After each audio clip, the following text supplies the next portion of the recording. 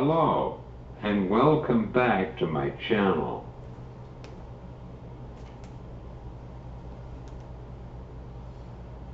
This year the 4th of July fell on a Tuesday. Why is that important?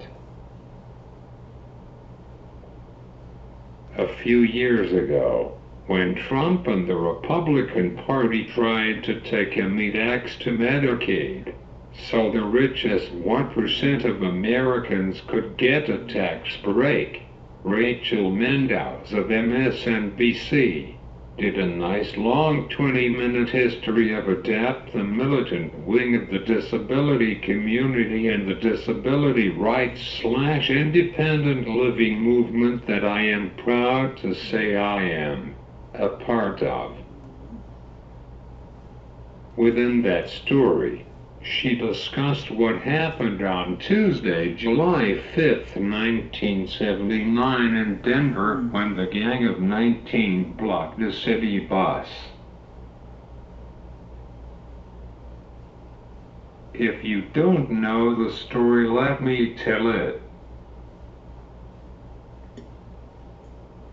Now in the previous video I told you how Wade Blank started the second Center for Independent Living in Denver, Colorado, and after witnessing the horrible living conditions at Hardage House, a local nursing home that has been since shut down, link to that video in the upper right or in the description below.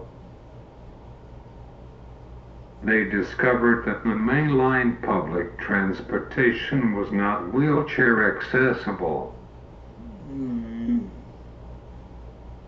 This was wrong.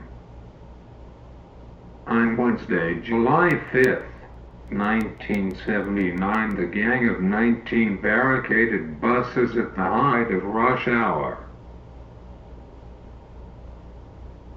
The Denver police did not know what to do.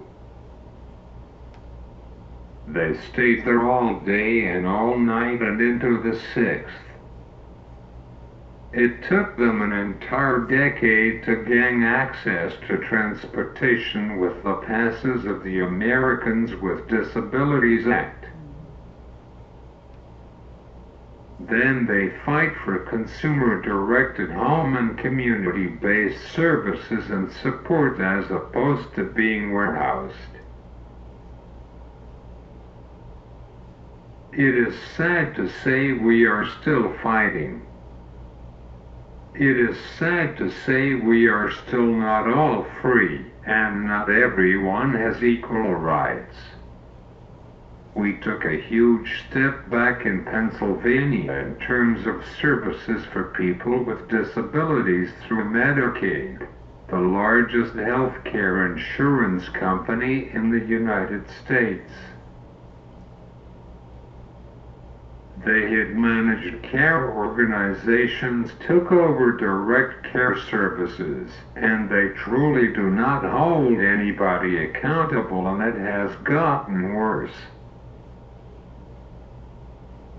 Agencies are not being held accountable to find replacements on informal supports, or worse, go without when the regular direct care worker calls off and nobody does anything about it.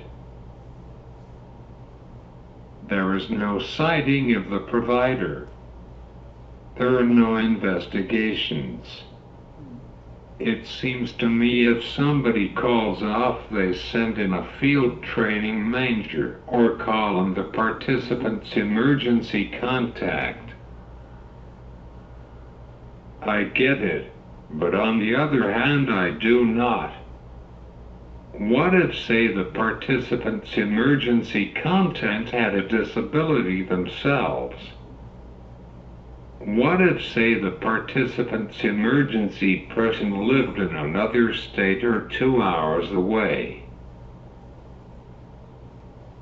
What if, say, the participant's emergency person has a full-time job? What if, say, the participant themselves has a full-time job?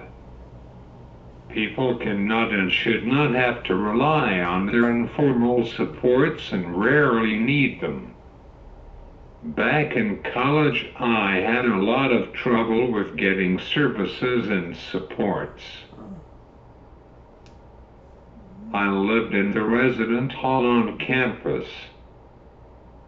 I am not riding our one-way 3 days a week. No.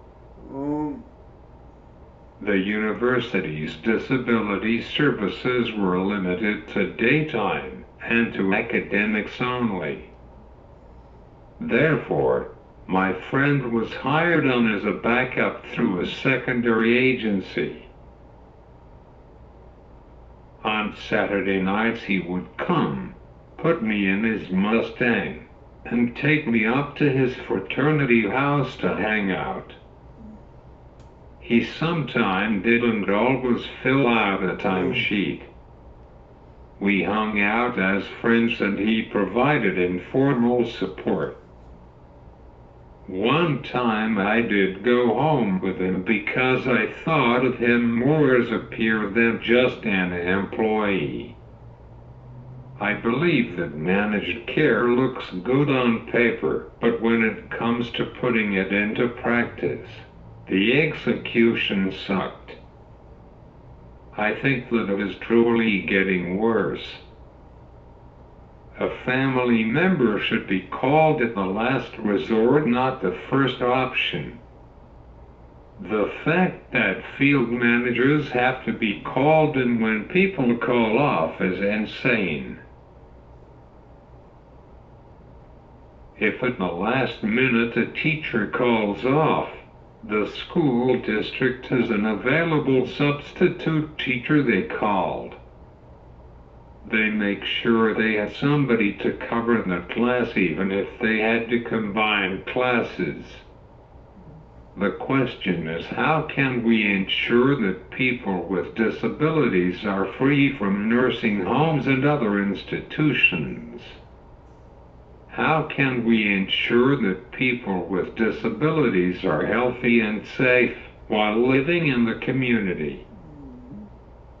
It has been a struggle to gain what little independence we got. I struggle to ensure that my own health and safety is ensured.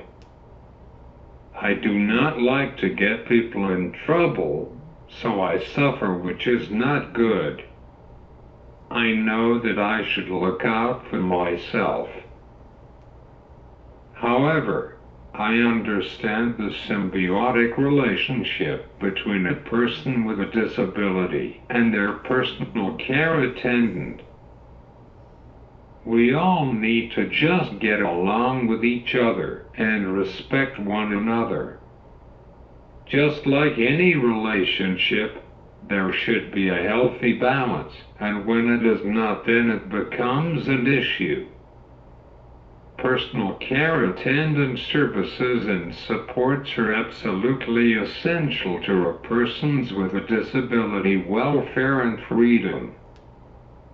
Anybody who works as a personal care attendant or a home health aide should know this. Please like this video and hit the subscribe button. I will see you soon.